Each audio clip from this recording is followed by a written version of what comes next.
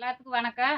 தோட்டத்தை அடுப்பாங்கறதுக்கு வரவேற்கிறேன். இன்னைக்கு என்ன செய்ய போறேன்னா கோசக்காய் அல்வா செய்ய போறேன். பார்க்கலாம் வாங்க. கோசக்காய் வெய்ய காலத்துக்கெல்லாம் ரொம்ப குளிர்ச்சின்னு சாப்பிட்றோம். நம்ம உள்ள இருக்கிறது சிகப்பு மட்டும் சாப்பிட்டு அந்த வெள்ளையா இருக்கிறத எரிஞ்சிடுற மாட்டுக்கு போட்டுடுறோம். அது மாடு திங்குது. அது அதுலேயுமே நம்ம அல்வா செஞ்சுக்கலாம். அதை எடுத்து அது வீண் பண்ணாமல் அல்வா செஞ்சுக்கலாம். அது எப்படி செய்யறதுன்னு பார்க்கலாம் வாங்க. கோசக்காய் சீவி எடுத்துக்கலாம்.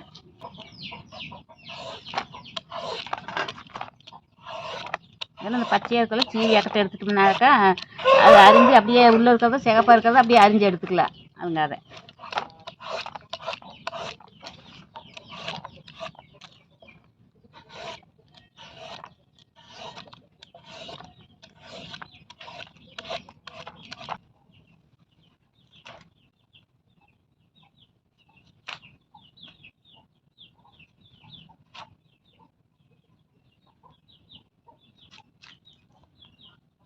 சிகப்பாக இருக்கிறதெல்லாம் அரிஞ்சு ஜூஸ் போட்டுக்கலாம். இல்லைனாக்கா நம்ம அப்படியே சும்மா கூட சாப்பிட்டுக்கலாம்.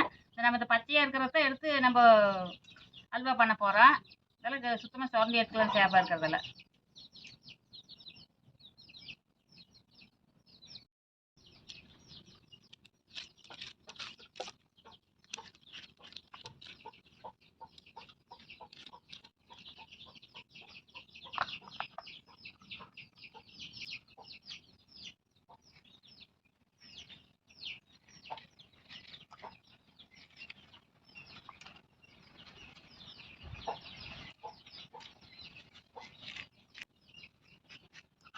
சிகப்பாக இருக்கிறதெல்லாம் எடுத்துட்டோம். நீ இதெல்லாம் அப்படியே சாப்பிட்டுக்கலாம் சும்மாவே. இல்லைன்னா ஜூஸ் வேணாலும் போட்டுக்கலாம் வெய்ய நேரத்துக்கு. இப்படி இதெல்லாம் இப்படி கொஞ்சம் கொஞ்சமாக சின்ன சின்னதாக கீத்து அரிஞ்சு அப்புறம் நம்ம சீவிக்கலாம்.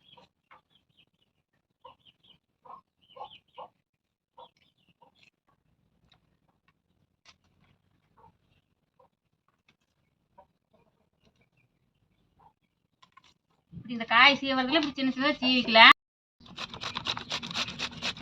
நான் இது தேவையில்லைன்னு தூக்கி போடுறேன். இது இதுலேயும் இப்படி அல்வா செய்யலாம். நான் செய்கிறேன். நீங்கள் எப்படின்னு பார்த்து நீங்களும் இதே மாதிரி செய்யுங்க. சீவி எடுத்தாச்சு. நீ போய் அல்வா செஞ்சுக்கலாம். அடுப்பு பற்ற வச்சு வடச்சட்டி அடுப்பில் வச்சுக்கலாம். வடச்சட்டி அடுப்பில் வச்சுக்கலாம்.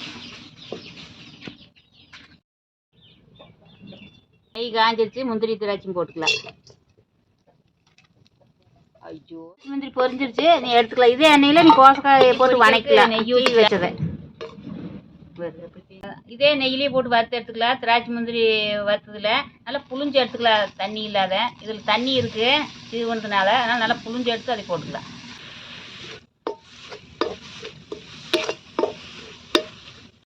இது நல்லா வணக்கணும். அப்போ தான் நறுக்கு நறுக்குன்னு இருக்காது. நல்லா வேவின்னு நறுக்கு நறுக்குன்னு இருக்குது. இந்த நெய் கொஞ்சம் ஊற்றிக்கலாம். தண்ணி சுண்டுன்னு ஒரு போட்டு நெய்யிலேயே தான் வணங்கணும்.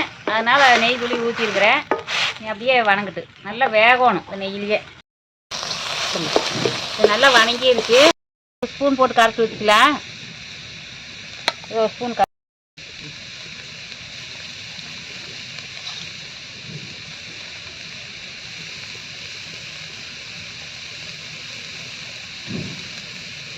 கட்டியெல்லாம் இப்படி நல்லா கரைச்சி வச்சுக்கலாம்.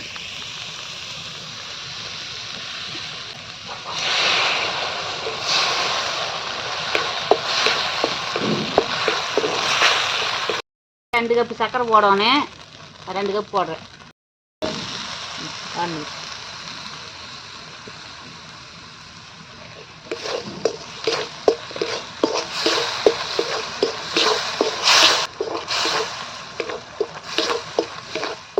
சர்க்கரை கட்டி சேராமல் இருக்கிறதுக்கு எலுமிச்சம்பழம் கொஞ்சம் புளிச்சு வச்சுக்கலாம்.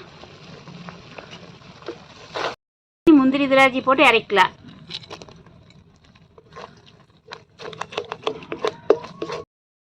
ரெடி ஆயிடுச்சுன்னு வேறு தட்டில் மாற்றிக்கலாம்.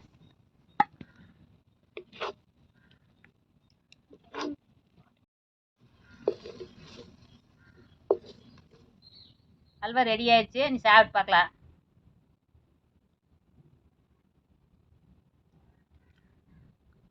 நல்லா இருக்குது. ரொம்ப நல்லா இருக்குது. நீங்களும் இதே மாதிரி செஞ்சு சாப்பிட்டு பாருங்கள். நான் சாப்பிட்றேன். நீ அடுத்த வீடியோவில் சந்திக்கலாம். பாய்.